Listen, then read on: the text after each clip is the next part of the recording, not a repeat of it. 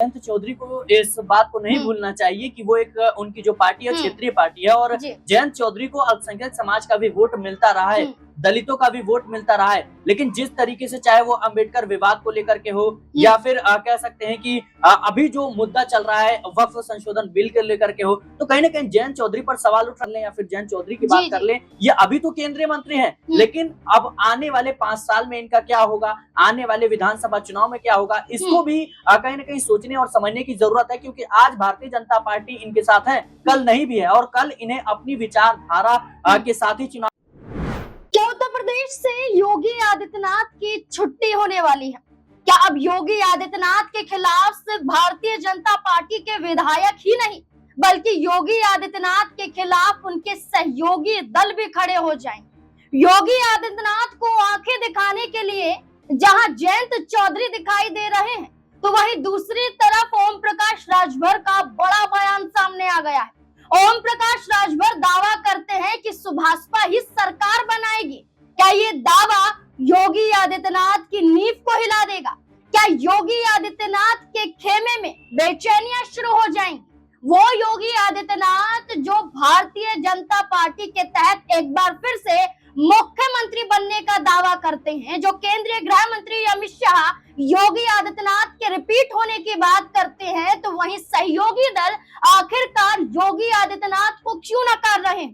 Bharatiya Janata party Yogi Adityanath को लेकर क्यों दावा पेश नहीं कर रही है? क्यों भारतीय जनता पार्टी के ही विधायक योगी आदित्यनाथ को दिल्ली भेजने के लिए तैयार दिखाई दे रहे हैं? उत्तर प्रदेश में 2027 के विधानसभा चुनाव से पहले वक्फ संशोधन बिल लोकसभा और राज्यसभा में पास करवा लिया गया। राष्ट्रपति द्वारा भी मंजूरी मिल गई। मंजूरी मिलने के बाद वक्फ बिल कानूनी रूप अख्तियार कर लेता है। इसके बाद शुरू हो जाता है जिस बात का डर एनडीए के सहयोगी दलों को था, दौर इस्तीफों का, जहां जयंत चौधरी की पार्टी से कई मुस्लिम नेताओं ने इस्तीफा दे दिया, जहां ओम प्रकाश राजभर की पार्टी से भी कई मुस्लिम नेताओं ने साथ छोड़ दिया। आलम यह है कि अब ओपी राजभर योगी आदित्यनाथ को ललकार रहे हैं और दावा कर रहे हैं कि सुभाषपा सरकार बनाकर रहेगी, आने वाला साल सुभाषपा का ही होगा। ऐसे में ये दावा कर देना क्या वाकई योगी आदित्यनाथ की मुश्किलों को बढ़ा देगा?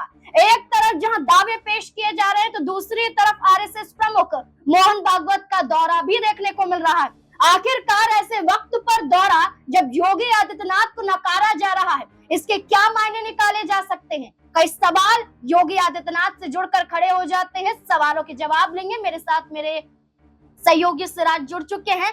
सिराज, एक तरफ जहां भारतीय जनता पार्टी वक्फ बिल को पास करवा लेती है, संसद के अंदर सहयोगी दल समर्थन दे देते हैं, लेकिन संसद के बाहर मुस्लिम नेताओं का इस्तीफा पार्टी से शुरू हो जाता है, तो ऐसे में माना जा रहा है कि जयंत चौधरी, ओम प्रकाश राजभर की पार्टी से कई मुस्लिम नेताओं का चले जाना उनकी मुश्किलों को उत्तर प्रदेश में बढ़ा रहा है, क्योंकि आगामी विधानसभा चुनाव पर असर पड़ सकता है। तो क्या ऐसे में जयंत चौधरी, ओपी राजभर भारतीय जनता पार्टी का साथ छोड़ने के लिए तैयार हो जाएंगे? देखिए नाज़मीन, इस वक्त योगी आदित्यनाथ के खिलाफ सिर्फ सहयोगी पार्टी के नेता ही नहीं बल्कि बीजेपी के कई ऐसे विधायक हैं जो बयानबाजी कर रहे हैं और खुद योगी आदित्यनाथ कई चैनलों को दिए गए इंटरव्यू में इस बात को कहते हुए नजर आते हैं कि राजनीति मेरे लिए फुल टाइम जॉब नहीं है, मैं एक योगी हूं और राजनीति की एक समय सीमा है और फिर कहीं ना कहीं वो छोड़ देंगे, इस बात का संकेत देते हैं। दूसरी तरफ वो कहते हैं कि जब उनसे सवाल किया जाता है कि क्या आप तीसरी बार मुख्यमंत्री बनेंगे, तो कहते हैं मैं कोशिश भी नहीं करूंगा। दिल्ली को लेकर सवाल किया जाता है कि क्या आप दिल्ली जाना पसंद करेंगे, तो कहते हैं कि मैं गोरखपुर जाना ज्यादा पसंद करूंगा। और तीसरी तरफ देखा जाए तो चाहे वो जयंत चौधरी हो, चिराग पासवान हो, ओम प्रकाश राजभर हो, संजय निषाद हो, अनुप्रिया पटेल हो, कई ऐसे बड़े एनडीए के चेहरे हैं जो कहीं ना कहीं योगी आदित्यनाथ के कई कह सकते हैं चीजों को लेकर के आलोचना कर चुके हैं। अनुप्रिया पटेल तो कह सकते हैं आरक्षण को लेकर किस तरीके से हमलावर नजर आई थी, संजय निषाद की बात कर लें या फिर हम ओम प्रकाश राजभर की बात कर लें, जयंत चौधरी तो खुले तौर पर जब कांवड़ कह सकते हैं यात्रा के दौरान नेम प्लेट का मुद्दा छिड़ा था, उस वक्त चिराग पासवान और जयंत चौधरी ये वो चेहरे थे जिन्होंने खुले तौर पर इसकी आलोचना की थी। अभी सड़कों पर नमाज पढ़ने से रोका गया, उस वक्त भी चिराग पासवान हो या फिर जयंत चौधरी हो, उन्होंने खुलकर बात रखी थी। और हालिया में एक चैनल को दिए गए इंटरव्यू में चिराग पासवान ने यहाँ तक कहा कि मैं अपने सहयोगी बीजेपी के इस एजेंडे के साथ नहीं हूँ। हिंदुत्ववादी जो एजेंडा है इससे परे हमें इससे ऊपर उठकर देश के विकास के बारे में सोचना चाहिए, कह सकते हैं विभागों से जुड़े कार्यों के बारे में सोचना चाहिए। जयंत चौधरी की पार्टी में पड़ती फूट की वजह वक्फ संशोधन बिल माना गया और ऐसे में जयंत चौधरी केंद्रीय मंत्री भी हैं। ऐसे में दावा उनकी पार्टी से किया जा रहा है कि अब जयंत चौधरी ने अपने फायदे के लिए बीजेपी का साथ लिया, लेकिन वही मुस्लिम नेताओं के खिलाफ नजर आए। अब जयंत चौधरी में अगर शर्म बाकी है तो वो मंत्री पद भी त्याग दें और बीजेपी का साथ भी छोड़ दें। ऐसे में जयंत चौधरी के पास भी चुनौतियां खड़ी हो गई हैं कि करें तो क्या करें, क्योंकि बीजेपी के साथ रहेंगे चुनाव पर असर पड़ेगा, बीजेपी के साथ नहीं रहेंगे तो कहीं ना कहीं बीजेपी उन्हें मुश्किलों में डाल सकती है। लेकिन क्या जयंत चौधरी बीजेपी से अलग हटने का फैसला ले सकते हैं? देखिए, मुझे लगता है कि जयंत चौधरी को इस बात को नहीं भूलना चाहिए कि वो एक उनकी जो पार्टी है क्षेत्रीय पार्टी है और जयंत चौधरी को अल्पसंख्यक समाज का भी वोट मिलता रहा है, दलितों का भी वोट मिलता रहा है। लेकिन जिस तरीके से चाहे वो अंबेडकर विवाद को लेकर के हो या फिर कह सकते हैं कि अभी जो मुद्दा चल रहा है वक्फ संशोधन बिल के लेकर के हो, तो कहीं ना कहीं जयंत चौधरी पर सवाल उठ रहे हैं। और देखिए, क्षेत्रीय पार्टियों के जो कार्यकर्ता होते हैं वही उस पार्टी के मजबूती होते हैं, पिलर होते हैं। लेकिन अभी जिस तरीके से कह सकते हैं कई कार्यकर्ता नाराज हो रहे हैं, जो छोटे नेता है वो नाराज हो रहे हैं, चाहे वो जेडीयू की बात कर लें या फिर चिराग पासवान की पार्टी की बात कर लें, जयंत चौधरी की पार्टी की बात कर लें, तो कहीं ना कहीं मुझे लगता है कि मुश्किलें आने वाले समय में बढ़ेगी। अब देखिए, चिराग पासवान की बात कर लें या फिर जयंत चौधरी की बात कर लें, ये अभी तो केंद्रीय मंत्री हैं, लेकिन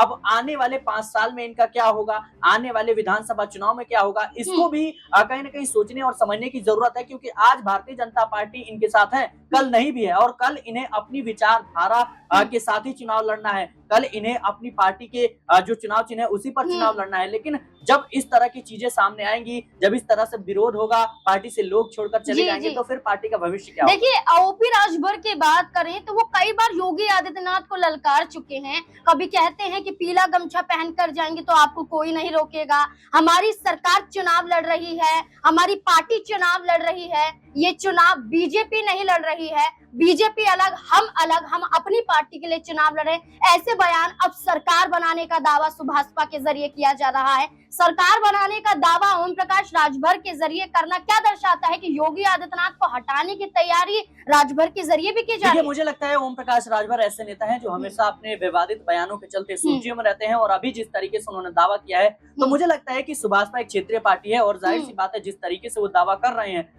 अगर भारतीय जनता पार्टी का दाव पेच फंसता है तो आने वाले समय में सुभाषपा की महत्वपूर्ण भूमिका भी हो सकती है, इसमें कोई दो राय नहीं है। क्योंकि भारतीय जनता पार्टी लोकसभा चुनाव में 400 पार का नारा लगा रही थी, लेकिन जब बहुमत के आंकड़े को नहीं छुपाई तो छोटे दलों की उन्हें जरूरत पड़ी, और अभी देखा जाए तो इन छोटे दलों की बदौलत ही सरकार टिकी हुई है। तो मुझे लगता है कि आने वाले समय में सुभाषपा भी एक अहम कड़ी निभा सकती है। देखिए, बिल्कुल, अगर बात करें तो मोहन भागवत की भी बात कर लेते हैं। आखिरी सवाल लेना चाहूंगी कि मोहन भागवत लंबे समय से खामोश थे, या कहेंगे कि सिर्फ भारतीय जनता पार्टी के बयान पर पलटवार कर रहे थे, लेकिन अब उत्तर प्रदेश में भागीदारी देखने को मिल रही है। अपनी एक यात्रा के जरिए मोहन भागवत का दौरा देखने को मिल रहा है।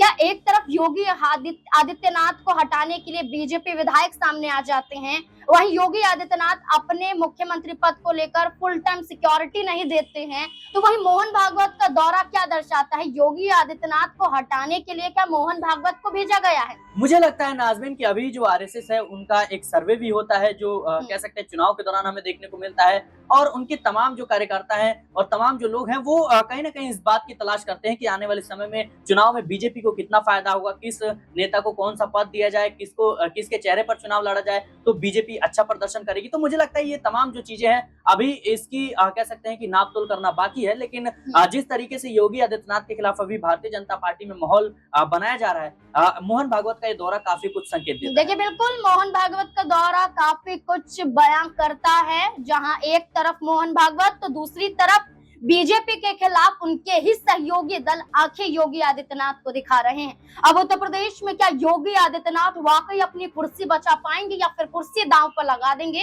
एक बड़ा सवाल रह जाता है। इस सवाल के जवाब में आपकी क्या राय हो सकती है? कमेंट बॉक्स में अपनी राय जरूर दें। देखते रहे SPN9 न्यूज। धन्यवाद।